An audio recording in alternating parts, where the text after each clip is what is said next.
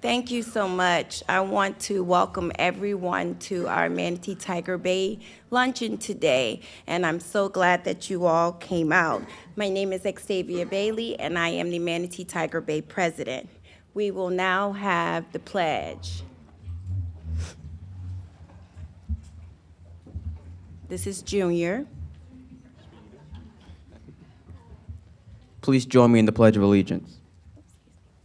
I pledge allegiance to the flag of the United States of America and to the republic for which it stands, one nation, under God, indivisible, with liberty and justice for all.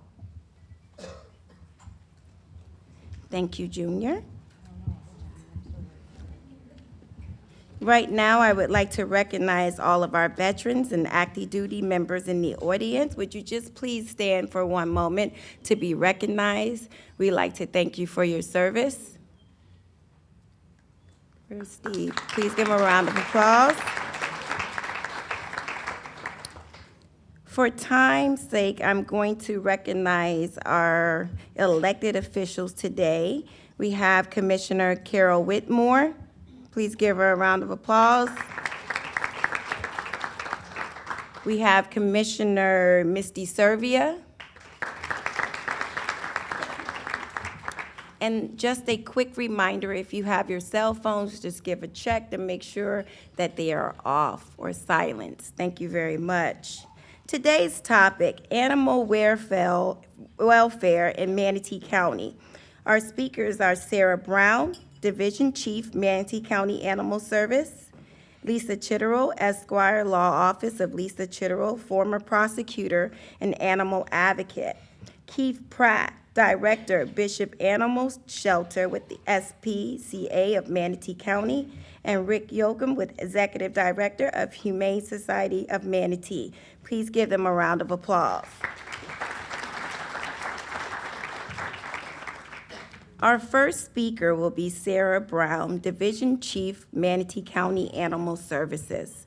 Sarah worked in animal welfare for over 15 years, beginning with Animal Care of New York City, one of the largest open admission shelters in the United States.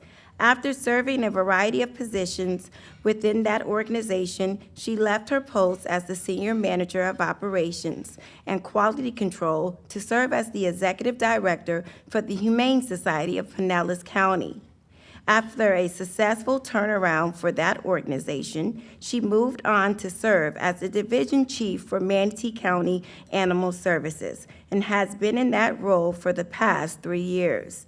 Sarah has a Bachelor's of Arts in Public Relations and a Master's of Public Administration. Please welcome Sarah Brown.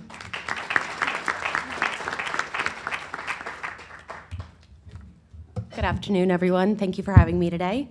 My name is Sarah Brown, and I'm the Division Chief for Manatee County Animal Services. We are the only open admission shelter in Manatee County, which means we take in any stray regardless of age, breed, species, medical needs, or temperament. We operate on a $2.6 million budget with 27 staff members, which includes 8 field officers that answer calls and complaints throughout Manatee County. The majority of the calls we receive are for strays at large, and approximately 34% of them are for neglect or cruelty. We rescue approximately 4,000 animals a year, which is approximately 10 to 15 animals a day. So animals come through a variety of ways, through our front doors in Palmetto or from our field operations. In 2018, the majority of the animals entering the facility were strays, followed by owner surrenders and confiscations. Confiscations could be anything from a bite confiscation, a cruelty, assisting law enforcement with holding animals, evictions, hospitalization, or arrests. So imagine 10 to 15 animals coming to your door each day, regardless of space, saying, You know, we need care, we need food, we need vaccines, we need you to love us. And, you know, some of them have some extensive medical needs. We get animals that are hit by car and injured often. It certainly can be overwhelming on occasion. Summer months are always the most challenging. With 165 dogs and 180 cats in our care, we have our hands full. We do our best to provide the very best care that we can and then try to go beyond that to help this vulnerable population. We've come a long way. Let's go back in history about 10 years when animal welfare looked very different. Adoptions were a really low priority, and kennel space was the high priority. But then the community across the country started to demand change, so the animal welfare movement began. And there were new expectations for shelters, which meant higher populations in the shelters, and at times it could mean you're overburdened. Adoptions became more of an option for families wishing to have a pet in their home. A lot has changed here in Manatee County in the past 10 years. Our intake has decreased 36%, which we can attribute that to a lot of great targeted spay, neuter, and pet retention resources throughout the community. Adoptions has increased 259%, which is pretty awesome. So how do you do that? Well, we're really lucky here in Manatee County. We don't always agree on everything, but we're really passionate about animals, which is really awesome. You know, in the shelter, we do the very best. We can be strategic with our population management versus trying to be reactive, although this time of year it's a little reactive because of the high population intake. We try to do our best with assessing behavioral needs of the animals and putting together behavior plans as we can. Of course, within our abilities and resources, we rely heavily on our rescue partners to try to help us out with those things. Because there's no time limit for adoptable animals, we try to do our best to provide those creature comforts. We have music playing, enrichment toys, beds, and one-on-one time with staff and our wonderful volunteers, who we couldn't live without. We recently added a think walk, so the volunteers and staff, when they're walking dogs, they can look and stop and just take a little extra time to start to add some added bonuses for these animals and give them the traits that people are looking for when they're looking to adopt these animals. We opened our new Cat Town facility, and if you haven't seen it, come check it out. It's really awesome. 25 square foot cat adoption facility equipped with TVs for the cats for enrichment. They can watch birds, squirrels, and other entertaining things for the cats. Of course, for us, having it being able to be sanitized is always a plus, so we made sure that we had all those additions in there. We also have indoor and outdoor cat runs for some of our longer-term cats that might take a longer time to be adopted, so they can go and hang out outside, which is pretty cool. We're working hard to eliminate the dog catcher mentality. We're working to educate the community and help community members with resources. If you find an animal in the field and it's licensed, we'll return it to you free of charge. No trip to the shelter is needed. So the goal is to get as many animals out of the shelter. I'm sorry. We also offer alternatives to intakes. Most of the time, the best place for an animal is in the home. But with our partner resources we have available in the community, we're able to help families that might be forced to surrender their pet. Whether it's free or low-cost spay-neuter, vaccines, pet food, we'll do whatever we can to help and keep those animals in a home. We work closely with our community and other area shelters to determine what the community needs. For us to be successful, we need to understand the deficits of our community and what we can do to best address those needs. We're very lucky here in Manatee County to have such a compassionate and smart leaders working together for the same goal, serving the animals the best of our ability in Manatee County. So now what can you do? As I said, with the summer months, we are overrun with animals. Dogs, cats, puppies, kittens. Right now, we're taking approximately 17 animals a day, and right now we have 346 animals in our care. We're doing our best to keep our save rate and placement rate high, but the animals staying longer in our care, and we're running out of space. We have every single animal in our adoption area filled with dogs, and our cat town also remains full. As animals get adopted, there's always another one waiting for it in its place. So the goal is to get as many animals out of the shelter as possible for as long as possible, especially during this wave of intake. So what can you do? Well, come to the shelter and adopt, of course. And if you're interested in fostering or volunteering, please contact us. We always can use more volunteers and fosters helping our animals. Share us on social media. And of course, join us for our upcoming Adoptapalooza event on August 3rd, 11 to 4 at the Convention Center. Help us help them. Thank you.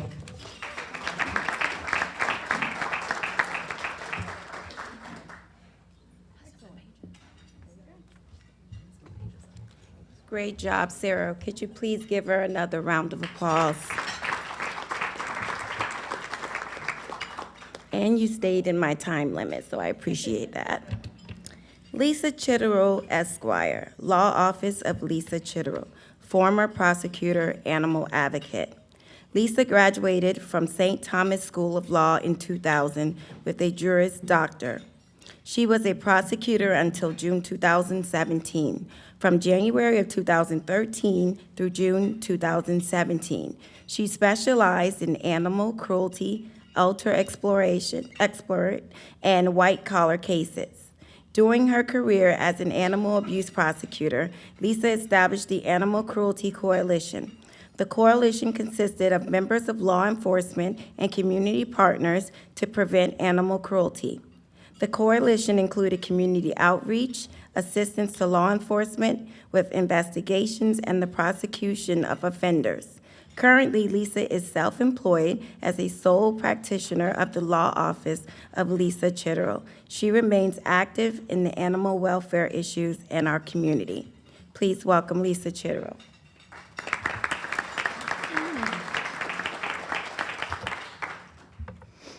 Sarah had a nice typewritten opening done, and I have a quick jot. And the reason that is because this really comes from the heart for me. This is a very important issue. This is one of my favorite subjects. It means a lot to me. I care deeply about the animals in our community and elsewhere. How many people here have seen a stray animal, distressed animal, besides Moyette, or one that just looked like it was being cruelly or abused or neglected? Nobody? I know I have. I think most of us have all seen the horrors and the devastation to our animals. And as Sarah touched on, there's more animals coming in than there are people to care for. The animals that are in that type of condition are our most at-risk animals, and they need what Sarah alluded to and what was always very important to me since probably 2011 or so, is the partnership, the unity, and the collaboration of this entire community. And when I prosecuted these cases up until 2017 of June, that never, ever was lost on me, that the community was very passionate and was very dedicated to our efforts to bring these people to justice. When you see a stray animal, an abused animal, an animal that's in distress, I urge you to, without hesitation, call law enforcement. Call Sarah. Call Moyette. She's done a lot of cases together. She knows very well how to act very quickly, swiftly, efficiently to take care of the animal first, investigate the case second, give it to the prosecutor's office for prosecution of anyone that hurts our animals. During the time that I prosecuted these cases, the images of the cruelty and the suffering of those animals will be etched in my mind and our community partners' minds, I would gather to predict, forever. They were absolutely horrific. And every time I saw another animal that was in very bad shape, scared, I knew that we were on the right path and had to continue to vigorously prosecute, assist law enforcement, and educate the community to report such incidents. One of the important things, and I think one of the most successes that I will always hold very sacred, and being with the panelists that are up here today, is we've had our ups and downs. We didn't always agree, but we always did agree the welfare of the animal was our first and foremost priority, and we always took care of our animals. There was a certain raid that happened involving 300 animals. The community stepped up. The conditions at that place were horrific. That was the worst circumstances I have ever seen, and I could not believe that many animals could be in that type of shape. And I'm looking around the room, and I can see there's many that were involved in that.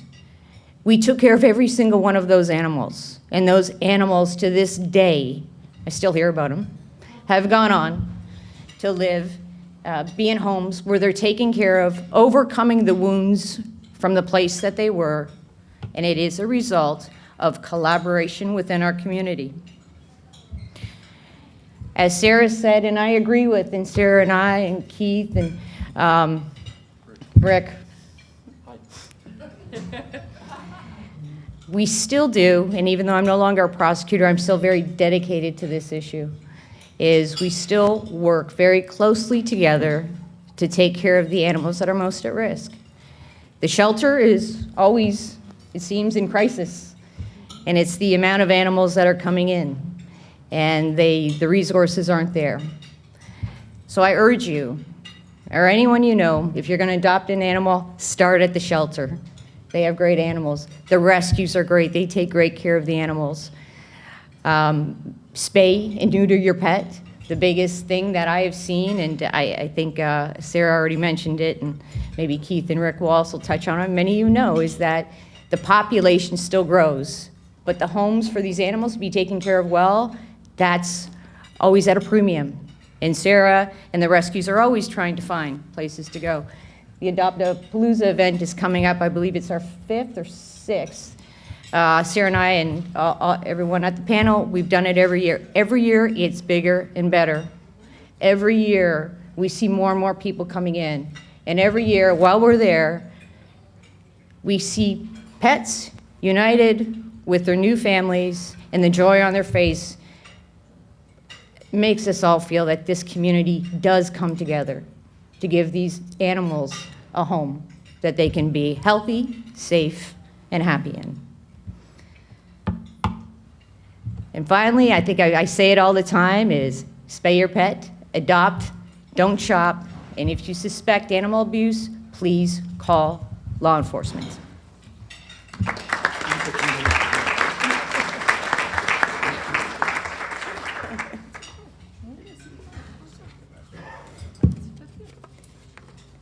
Please give Lisa a round of applause for all of her work. Next, we have Keith Pratt, Executive Director, Bishop Animal Shelter, SPCA, Manatee County. Born and raised in Bradenton, Keith has been the Executive Director of Bishop and Animal Shelter. I think the born and raised in Bradenton is more important than SPCA of Manatee County since 1992. His education in zoo animal technology at the Santa Fe Teaching Zoo in Gainesville, Florida, and a bachelor's degree in zoology from the State University of New York is the foundation of Keith's work and dedication to animal welfare.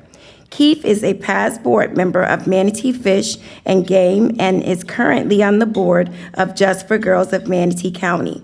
While their children have been varied, birds, snakes, rodents, and an innumerable amount of cats and dogs, they are currently loved and endlessly entertained by a lab beagle and 4 cats. Please welcome Keith Pratt.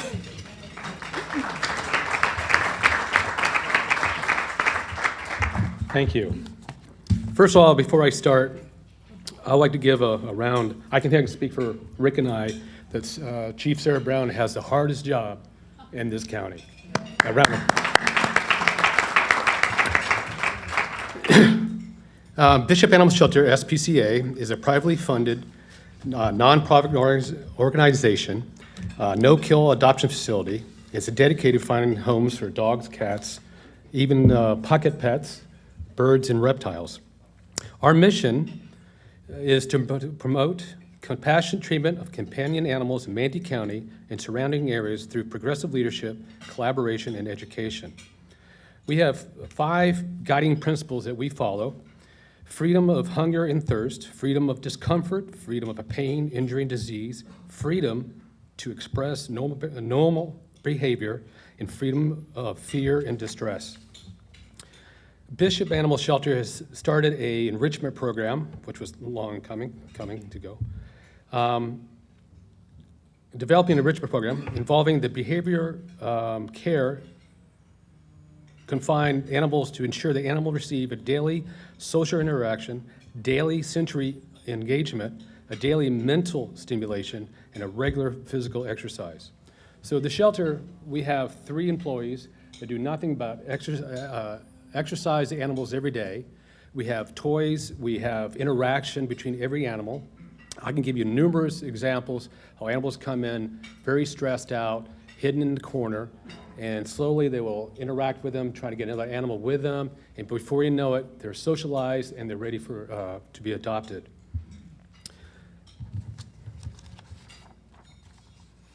On that same note, we have started a slumber party program, which means that you can come in, you see an animal that you like, instead of adopting it, you can actually take it home for a period of time to see it will work out. Because habits and characters do change with new environment, and we want to make sure that animal will fit your household. If it doesn't, you bring it back. We ask you to submit a very short exit form and tell us why it didn't fit your family and tell us why and reasons, things like that. So when we adopt it again, or do another slumber party, we can tell the prospective adopters why this didn't fit the family before. Now this happens sorry. So if you come in and want to adopt, we insist you do the slumber party first, because we want to make sure the animal fits and finds a forever home. Since the population of Manatee County is growing quite a bit, Bishop has submitted a plans to the county to increase the footprint of Bishop right now. Bishop Animal Shelter started in 1958, and which I've learned throughout getting older, when you age, things need to be fixed on a regular basis. So we submitted plans to Manatee County to increase from 2,200 square feet to 150,000 square feet. We started the new landscape already. If you've been on 59th Street, you see the nice 22-foot sign we put up. We did that because a lot of people didn't realize Bishop was an animal shelter. A lot of people thought it was just a parking, walk your dogs. And then since they redid 59th Street, you can only, going south, you can only enter going north, and going south, you had to go on 21st. So we decided to build a beautiful new sign, which my wife says you can see from Manatee Avenue. And an LED sign is coming soon so we can publicize Petapalooza, Canine Christmas, what we do every year, any other specials or needs the county needs for the animals. The future phase is going to include a new intake building, which is be about 25,000 square feet, a new educational center, about 7,000 square feet, renovations to our existing shelter will increase to 41,000 square foot, and an outside pavilion about 2,000 square foot. The intake will be double amount that we can take for isolation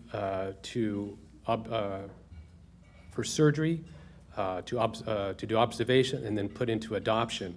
The expansion of the existing shelter will go from 48 to 107 dogs that we can house, and from about 40 cats to up to 70 cats. And then the new expansion would be cat condos, all free roaming. No more cages, no more little metal things you know cats get all freaked out about when you're trying to get them.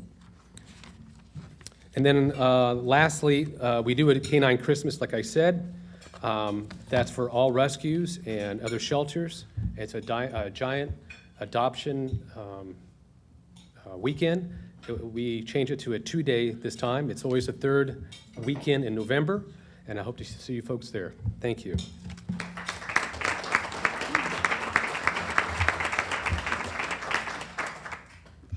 Thank you, Keith. Please give him another round of applause. Our next speaker is Rick Yocum, the Executive Director of Humane Society of Manatee County. Originally from Northwest New Jersey, Rick and his wife, Susan, have had homes in Southwest Florida for over 15 years and currently resides in Rotonda West. He has served in his current position as Executive Director of Humane Society of Manatee County since March 2016. Mr. Yocum comes to the position with extensive animal welfare, public and private experience. He served as president of the New Jersey Society for the Prevention of Cruelty to Animals for 7 years. He was a certified humane law enforcement officer who trained other officers and investigated animal cruelty cases. He was the general sales and marketing manager for Warren Distributing Company, one of New Jersey's largest beer distributors, and was president of the Jefferson Township Council for 20 years. Please welcome Rick Yocum.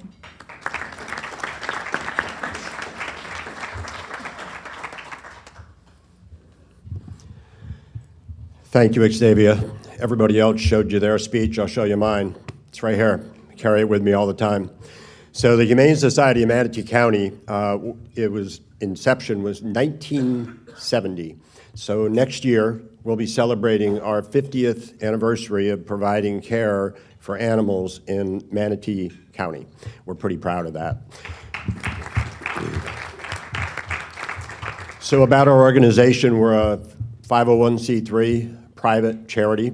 We don't receive any funding from any state or national organizations. We do not receive funding from the Humane Society of the United States.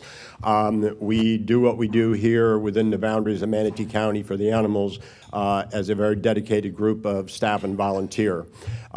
We were lucky enough last year to be awarded the Small Business Award by the Manatee Chamber for nonprofits, and we were extremely proud of that award. Also, 3 years ago, for the first time in the history of our organization, we received the 4-star rating, which is the highest rating possible from Charity Navigator. We were pretty proud of that. And then the following year, we got it for a second year, and this past year, we just received another 4-star rating, and only 23% of nonprofits in the United States have ever received the 4-star rating 3 years in a row. And what that rating is, that rating means that we are transparent and we're fiscally responsible, which is why it's important, because as an executive director, those are two things that I'm required by my board to do. So our shelter is located at 2515 14th Street West. We're at the gateway of downtown Bradenton. It's a very diverse and interesting area. We adopt out about 1,000 animals on average per year. The number that I'm more proud of is the average length of stay for an adult dog in our shelter is 38 days. That's it. The average length of stay for a cat is under 40 days, which again is a remarkable number. We're not open admission, but we do accept medically challenged, behaviorally challenged dogs. My shelter population is diverse as the community is around me, trust me. Our veterinary clinic, which is located at 2415 14th Street West, last year bought 13,500 animals into our building to receive medical care from our veterinary and medical staff. We're real proud of that. We provide low to moderate cost medical care, veterinary care for animals, for cats and dogs.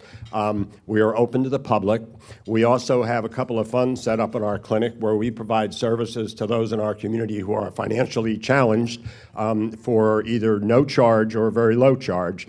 And, you know, there are probably somewhere, depending upon who you talk to and the spin you want to put on, we probably have anywhere from 30 to 40% of our community which are financially challenged people. Senior citizens, college students, servers, low-income families.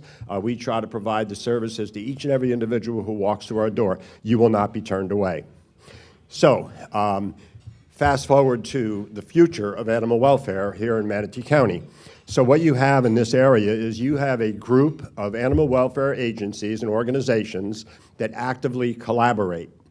They don't all like each other. And you know what? It's not required. You have to like helping animals. That's all anybody asks in this county. So what you have is you have a group of people who everybody does something well. Not everybody does everything well. So we have a group of agencies and organizations that are working together that have decided to accept the concept that whatever you can bring to the table to help animals, welcome to the group.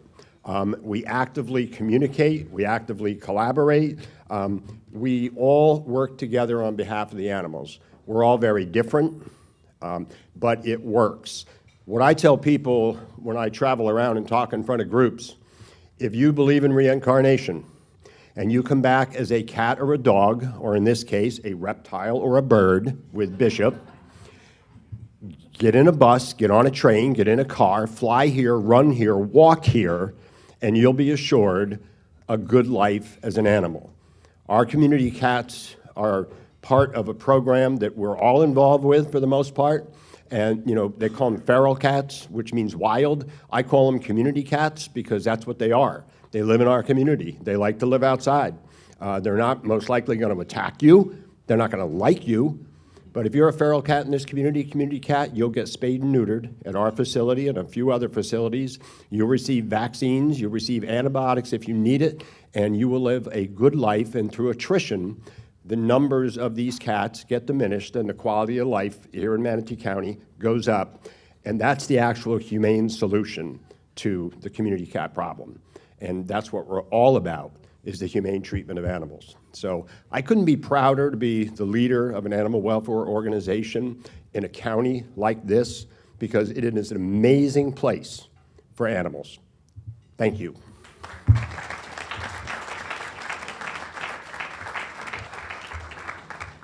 Please give Rick another round of applause. Thank you so much, speakers. Everyone stayed within their time. Thank you so much. That is so appreciative when that happens. Well, don't point fingers. So next we're going to have our questions and our answers. There are a few rules we would like to go over. First, to ask a question, you must be a member of the Manatee Tiger Bay. To become a member, see Elaine at the registration.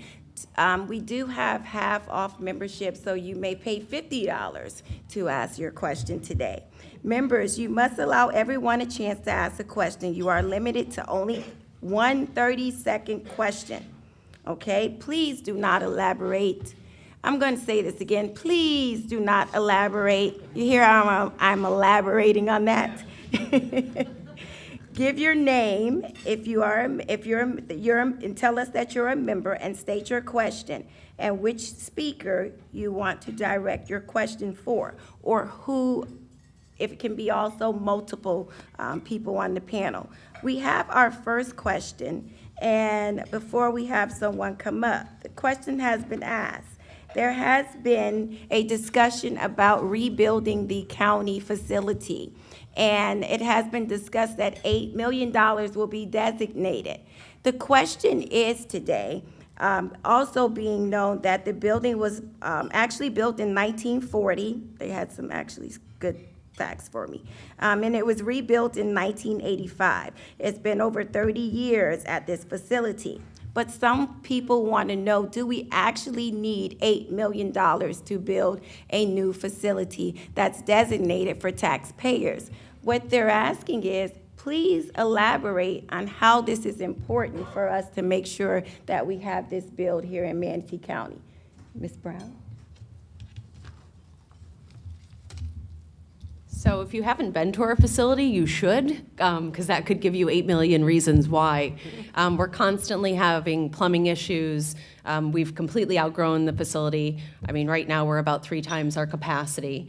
The facility was built as a holding facility for basically the dog catcher. It was not built as an adoption facility. So to be able to really meet the demands of what we're trying to do here in the county, and to be able to just have good plumbing and humane conditions for our animals and for our staff, I mean, I could go on probably for hours about this, because there's a huge need. So, you know, I'm very grateful that this was brought up, and the commissioners really agree that this is such an important charge for our community, and all the volunteers that came out that day to support us, because they're there every day sweating lots right now, and, you know, trying to help the animals and do whatever they can. So, you know, the shelter's run down, and it's time for a change.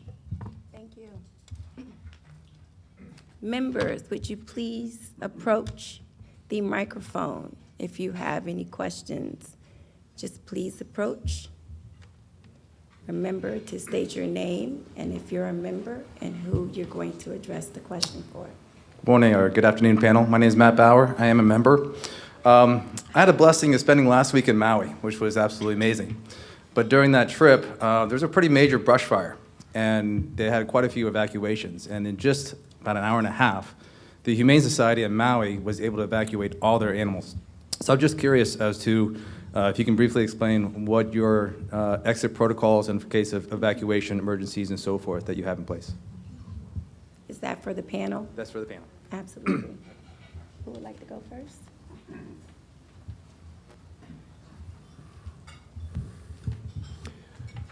So going back to where did he go? There you are. I appreciate your question because it's an important one. And in Manatee County, we, the Humane Society of Manatee County, we have an emergency plan for disaster in place, as everyone does. I work with the State College of Florida every year to update that plan to make sure that we stay current. Going back to the collaborative effort of the animal welfare agencies in Manatee County and Sarasota County, by the way, we all communicate via phone, email, and text whenever there's an impending storm or a potential disaster to find out who needs what, who's got room, who has vehicles. So there's a large amount of communication that goes back and forth, including working with the Bradenton Police Department here in the city of Bradenton, and we are in constant communication with them as well, like we were through Irma, which helped keep a lot of animals safe. So there is a good collaborative effort and plan with different facilities in different locations that will be unaffected by flooding. Some will be affected by flooding, and we all communicate so that we can effectively move animals where they can be safe. And I'm pretty confident that we have a pretty good plan in place. Thank you.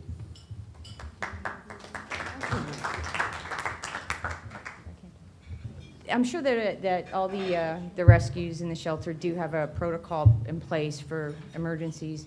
Even when we have an emergency with one animal that's lost or strayed, there's the Facebook page. I've just noticed how big it is, although I've used it a lot of times and helped to put it on my page to try and find a lost animal. The 941 lost and stray, lost and found. In Manatee County, every animal I've seen on there that's been lost or found is instant, the community lights up. So what I'm getting at, if there was an emergency and we had some warning or no warning because of the connection and the compassion, the unity of this community that I've seen over the years, is this community would light up, put any differences if there are any aside, and everybody would drop what they're doing to help each and every animal in this community.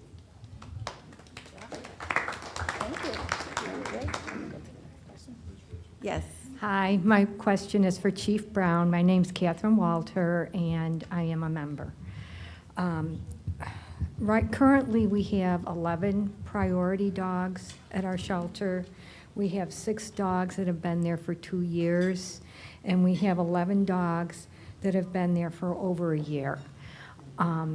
And you know my concern. You've heard me say this. I worried that we're warehousing dogs. I'm wondering if you could talk about a plan of action that we have to get dogs adopted. Thank you. So it's always a very tough topic when you have we have animals in our facility that are tougher to adopt, but we don't euthanize them for space, and we're trying to make really good decisions for all the animals. So, we constantly are reaching out to folks to try to help these animals. We have folks working specifically on behavioral. We have folks, a specific volunteer group and staff that work with those priority animals. But they're tougher to get adopted because they need those behavior modifications. So we deem them as adoptable, but they're just tougher. So, we really need the community to step up and help us. It can't just be animal services alone. We can't do it alone. We need everyone to help us and support. I'm always open to new ideas. So if you have ideas on how to get some of these animals adopted, I'm all ears. I'm always open and happy to help out.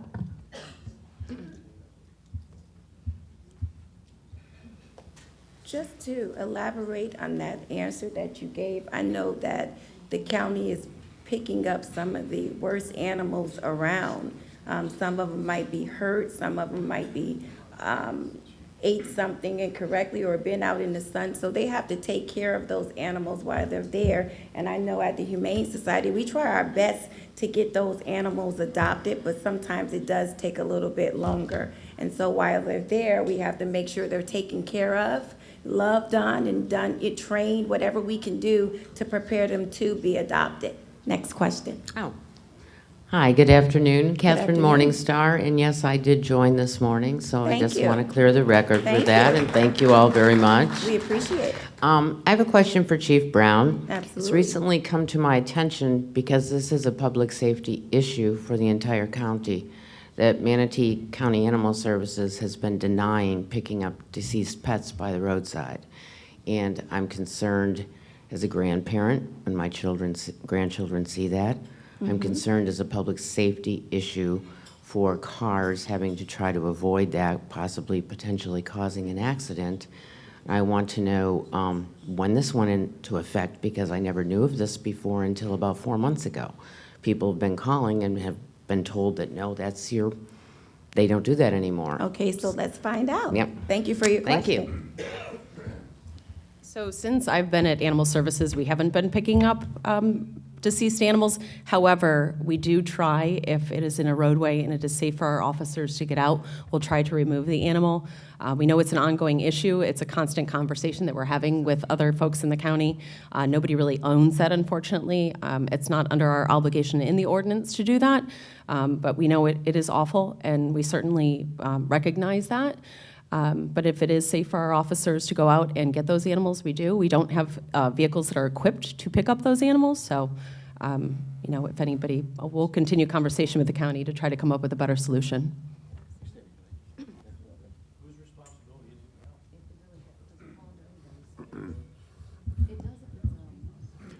I suppose this is a problem that exists actually all over the country with who's going to pick up that body, quite honestly.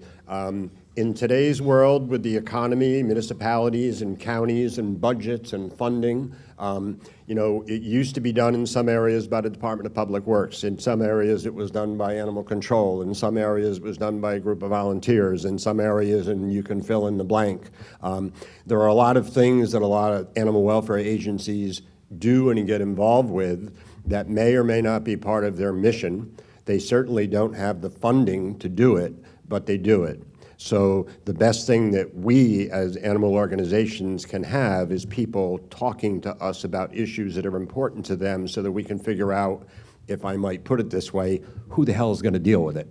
Because again, it comes down to funding and time and all that. So again, we try our best, whether an animal is living or not, to do the best we can, all of us. Thank you. Thank you, Rick. That means it's time for us to do something about that. So we need to get together and try to figure that out. Next question. Hi, I'm Chelsea Gruber. My question is for any of you guys. I have a dog. She's half a pit bull. I adopted her about 6 years ago, love of my life. When I lived in Manatee County a few years ago, I noticed that I would get rejected from certain communities because of her breed. And I know that more often than not, they're the least adopted type of breed, which is very sad because of their perception. So my question is, how can we fight that stigma to help them be more accepted in the communities around here, and then in turn, get them more adopted? I can start with weighing in on my personal opinion of that. Is anyone is going to attest that the most common type of breed of animal that is the most difficult to adopt and that is stigmatized and stereotyped is the pit bull. What I suggest, and what I know a lot of people are doing, including myself, is contacting our local legislatures at the state level and at the our local level is fine, but at the state level for this community, to let them know that it is not, there are no bad dogs, except for maybe Moyettes, but just kidding about that. It's there are no bad dogs. Dogs have natural tendencies, and anyone else can weigh in on this, natural instinctual tendencies because of the nature that they are an animal. We've domesticized them. We train them. We socialize them. We're the ones that are responsible, the owner, for the training. So I agree with you, there's a unfortunate and unfair stigma and stereotype to the pit bull. It's really just a terrier named a pit bull. Oh, good. This is good. My name is Barbara Hyde. My question's for anyone who cares to answer. Sarasota County recently passed regulations that cause Petland, selling puppy mill animals, to leave Sarasota. They have now relocated right over the line in Manatee County. Is there anything we can do about this? They were invited, but I'll move here. I probably don't want to touch that pet land issue up here.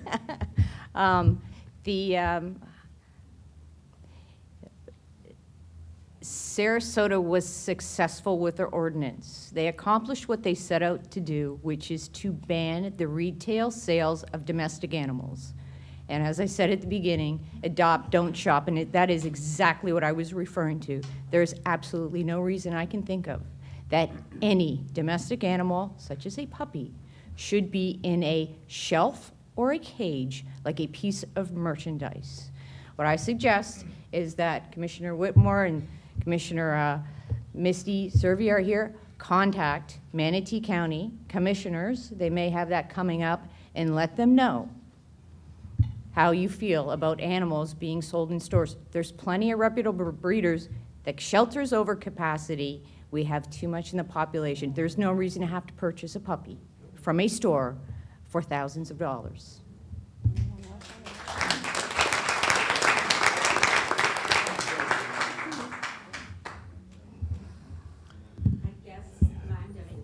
So I'm just going to add to that answer real quick. I'm sorry. And yes, I'm a member. Oh. I don't have to be, right? I'm just saying. Just saying. There is no soapbox up here, so I will not stand on it to talk about puppy mills. I think that this community is pretty well informed about what they want to see happen in their own community when it comes to stores selling dogs. So again, what Lisa just said is extremely important, and I'm probably, for the only time ever, speaking for everybody up here. Talk to the local legislators, let them know how you feel. They certainly already know how you feel, but we need to make this a topic of discussion so that we understand what we can do here in our community to do the right thing. I still have images of one puppy mill. I won't say what state it's in. It's certainly not here because we're a puppy store state, not a puppy mill state, unfortunately, still, where there are 10,000 dogs in one puppy mill facility. Draw that picture in your mind. 10,000 dogs living in cages producing puppies. Thank you.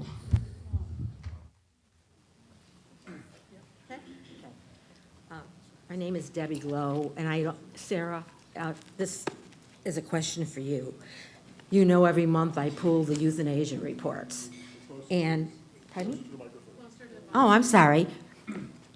Gotta make it shorter. Every month I'm still pulling the reports, and somebody told me last month to go to the webpage, because Make sure I need your question, because I have other questions behind you. So it's okay yeah. to elaborate, My but I need your question is, question. when am I going to get my reports complete? I'm still missing weights, I'm missing dosages and that of drugs, and that concerns me. That's okay. Thank you. I'm not really sure are you talking about things being missing, or? So that's not something I was aware of. That's unfortunate. I mean, I know we can always disagree on things, and we probably will, and that's unfortunate. We do the best we can with our record keeping. With 346 animals in our shelter, things get missed on occasion. So we'll work on doing a better job with that and make sure everything's entered appropriately. Thank you. Next question, please. Hi, my name's Debbie Woosley. I joined recently, and so I am a member. This question's for Sarah Brown. I would like a little bit more information about your community cat program, what that involves. From what I've read in the Maddie's report that was recently completed, those cats are to be returned to the general area in which they were found. And recently I noticed you had a new program at Medic 5, and those cats did not come from that area. And they appeared to me not to really have much place to live that was safe and enclosed, like the one they came from at Manatee County Animal Services. They were in a catio. So are you asking, are the cats returned to the area so she can be able to? I would like to know how that decision is made. Are they returned to the area in which they were found, which is my understanding it should be done that way? Or are they being sent to an area they're unfamiliar with? And typically that's a very stressful thing and should be done gradually. And I don't believe that was the case at Medic 5, so I just wanted to find out some information about that. So in a perfect world, yes, if we have an address that is safe for the animals to go back to, they will go back to that area. We do on occasion have animals that come to us that would prefer an outdoor lifestyle, meaning they don't prefer to be indoors with humans and have all that interaction. So we did a lot of research on different programs across the country. This isn't something that we came up with on our own. A lot of other communities are doing it, and it's a working cat program. So when these cats don't have specific locations to go back to, we find places for them to go to. We've actually been doing this program for over a year now. Some of the cats that come to us that don't have those locations to go to, we'll put them out there to different folks who want to adopt them. So if you have a barn and you're like, I really love to have a couple cats here and I want to take care of them, it's a great way. These people are actually taking ownership and taking responsibility to make sure these animals are fed. The cats that you're talking about with Medic 5, we've kept as fosters so we can provide them medical care if they need it. We do the best we can. We don't always do everything perfect, but we're darn trying.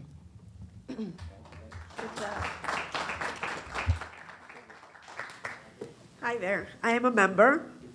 One moment. Okay. So I have a question for Sarah Brown. Just kidding. No. I just wanted to add with the community cat issue, we right now currently have, the Humane Society of Manatee County, was given information that there is a community cat group that may need to be relocated because their lives, the cats, have been threatened. There's someone who is interested in poisoning the cats if they're brought back to this location. So not always can you do everything exactly like you'd like to do it. Sometimes there are situations, just like human beings, where a human being can't return to wherever they should be, home, because there's a danger to them. Sometimes you do need to place cats in another area.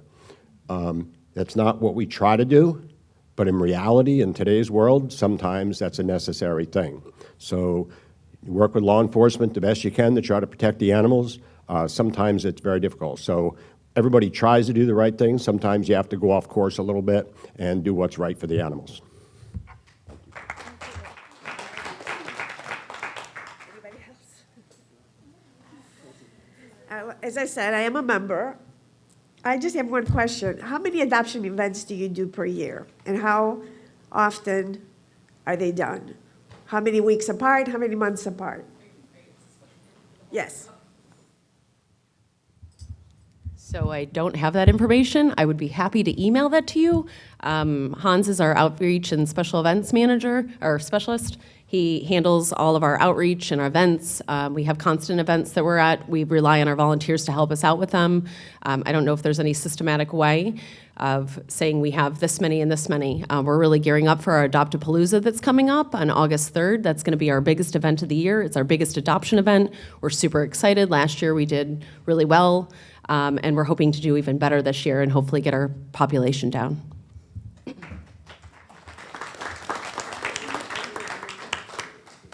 Are there any more questions?